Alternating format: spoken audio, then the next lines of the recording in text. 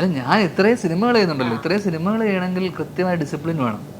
അത്തരം സിനിമ അതിലൊക്കെ നമുക്ക് ഇത്രയും എണ്ണത്തിലാണെങ്കിൽ പോലും ഞാൻ എത്രയോ സിനിമകൾ കഴിഞ്ഞ 3 വർഷത്തിനിടെ ഞാൻ 10-30ഓളം സിനിമയിൽ അഭിനയിച്ചു. അത്രയും സിനിമകൾ ഇത്രയും ചുരുങ്ങിയ കാലയളവിൽ അഭിനയിക്കണമെങ്കിൽ നമ്മൾ കൃത്യമായ ഷൂട്ടിന് പോകണം.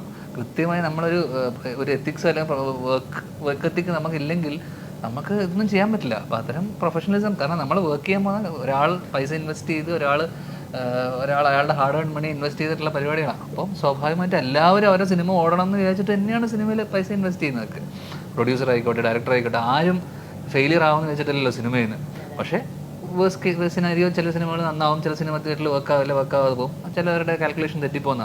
ഞാൻ പറഞ്ഞില്ല, ഇവരൊന്നും നല്ല മോശം വ്യക്തികളോ മോശം ആൾക്കാരൊന്നും അല്ല. ഭയങ്കര പാഷനേറ്റ് ആയിട്ട് വരുന്ന ആൾക്കാരൊക്കെ ഉണ്ട്, ഒരുപാട് പേര്.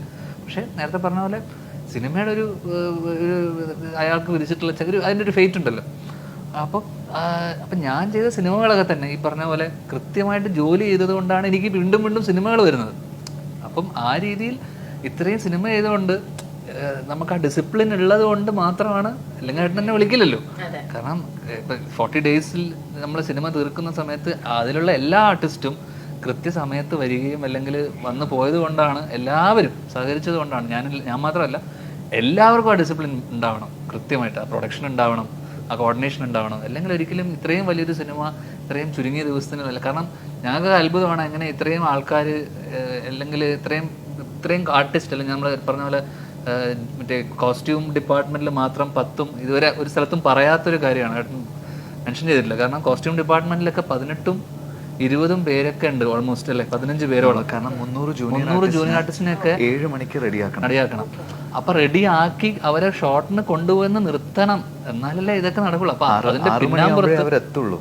അപ്പൊ 7 മണിക്ക് ഷോട്ട് തുടങ്ങിയെങ്കിൽ 300 ആൾക്കാരെ, പഴയ കാലഘട്ടമാണെങ്കിൽ അവരുടെ ഫോൺ ആദ്യം മാറ്റി വെക്കണം.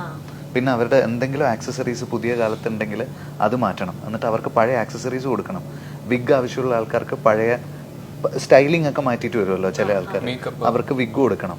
എന്തെങ്കിലും മേക്കപ്പ് ചെയ്യണമെങ്കിൽ അത് ചെയ്യണം, കോസ്റ്റ്യൂം മാറണം. എന്നിട്ട് ഇത്രയും കാര്യങ്ങൾ ചെയ്തിട്ട് 7 o'clock നമ്മൾ ഫസ്റ്റ് ഷോട്ട് എടുക്കണമെങ്കിൽ നമ്മുടെ ടീം എന്തുമാത്രം എഫിഷ്യൻ്റ് ആയിരിക്കും. എഫിഷ്യൻറ്റും ഈ പറഞ്ഞ ഡിസിപ്ലിൻ എന്ന് വെച്ചാൽ ഒരാൾക്ക് മാത്രമല്ല, എൻറ്റയർ ടീം ഒരുമിച്ച് നിന്നാലും മാത്രമേ സിനിമ എന്ന് പറഞ്ഞൊരു മാജിക് ഉണ്ടാവുള്ളൂ. ഒരാൾ മാത്രം വിചാരിച്ചു കഴിഞ്ഞാൽ, ഒരാൾ മാത്രം ഡിസിപ്ലിൻ പാലിച്ചുകൊണ്ട്, ഒരാൾ കൃത്യസമയത്ത് വന്നുകൊണ്ട് ഒന്നും നടക്കാൻ പാടില്ല. ഈ എൻറ്റയർ ക്രൂ, പ്രൊഡക്ഷൻ, ആർട്ട്, അല്ലെങ്കിൽ കോസ്റ്റ്യൂം ഡിപ്പാർട്ട്മെൻറ്റ്, പ്രത്യേകിച്ച് ആർട്ടൊക്കെ എത്രയോ ദിവസം മുന്നേ, എത്രയോ മാസങ്ങൾക്ക് മുന്നേ സെറ്റ് വർക്കൊക്കെ തുടങ്ങിയതാണ്. പല സ്ഥലങ്ങളിലായിട്ട് പാരലായിട്ട് അല്ലേ, പല സ്ഥലങ്ങളിലായിട്ട് സെറ്റ് വർക്ക് നടക്കുന്നുണ്ട്. അപ്പം ഇതെല്ലാം കൃത്യമായി സ്റ്റാർട്ട് ചെയ്തിട്ട് അവിടെ നിന്ന് ഷിഫ്റ്റ് ചെയ്ത് ഇത് പൊളിക്കേണ്ട, നമ്മൾ സെറ്റിട്ട സ്ഥലങ്ങളൊക്കെ ഈ ദിവസം പൊളിക്കണമെന്ന് വെച്ച ദിവസം തന്നെ പൊളിച്ചു മാറ്റി അടുത്ത സ്ഥലത്തെത്തി, അവിടുന്ന് ഷിഫ്റ്റ് ചെയ്തു ഇപ്പുറത്ത് വന്നു. അതെല്ലാം കൃത്യമായിട്ട് അതിന് ഫോളോ ചെയ്തില്ലെങ്കിൽ, അല്ലെങ്കിൽ കൃത്യമായിട്ട് പോയില്ലെങ്കിൽ ഇതിൻ്റെ എല്ലാം പൊളിഞ്ഞു പോകും.